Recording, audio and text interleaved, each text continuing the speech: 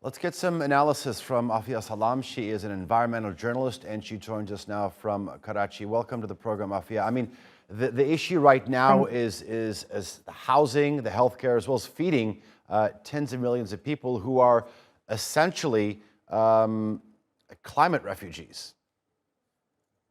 Yes, thank you very much. And this climate refugee issue has been, on the forefront of conversation about climate change and its impacts on Pakistan. But it has unfolded in this manner. Nobody really could have predicted it. As far as housing is concerned, even as we speak right now, not each and every affected person has been reached. So we are still in the phase of relief, rescue and relief, because the scale is so humongous and Pakistan is a big country and one third of it is underwater right now. It's difficult to reach to people and get them out first onto some kind of dry land. So people who have been rescued by boats, they are mostly sitting on embankments or on roads which are higher than the adjoining settlements. And I mean, you can see those visuals on your screen. And when will the phase of resettlement or the housing will start? We really don't know, because until and unless the water completely either recedes or it dries up, there is no question of rebuilding anything on waterlogged land. So also then, similarly, they are climate refugees. They have been taken out from where they were earlier. And many of them will have lost that habitat completely. They will not be able to go and settle in those same areas again. So this is a huge and multi-sectoral task, that faces Pakistan and Pakistan's, governance sector.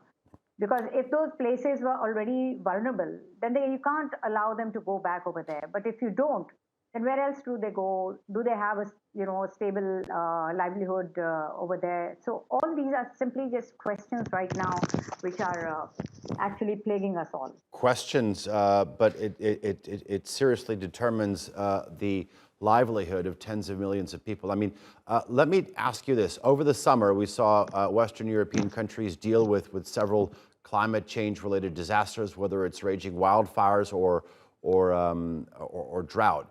When you look at sort of lesser developed countries, I mean, these are so much more affected by it. Talk to us about some of the difficulties when countries like Pakistan deals with crises like this and the effects on the people.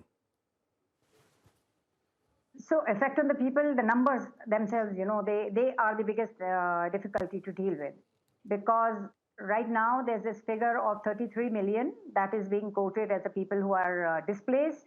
I would say impacted as well, because not everybody is displaced, but there's some people who are still living within the same towns, but they've been displaced from their homes. Their homes are crumbling right before their eyes, and they are just sitting in tents on the roadsides. So to find proper housing for them again, then proper livelihood. And there are many people. You see, we are an agricultural country, and we've had this massive crop loss. And until the water recedes, we do not even know whether we'll be able to plant the next season's crop. And, so there's the issue of food insecurity or food shortages, malnutrition, and of course the rolling disaster of diseases and malnutrition and, waterborne diseases as well as others. All right. There are many pregnant women in the camps. Environmental journalist Afia Salam, thank you very much for joining us from Karachi with your analysis.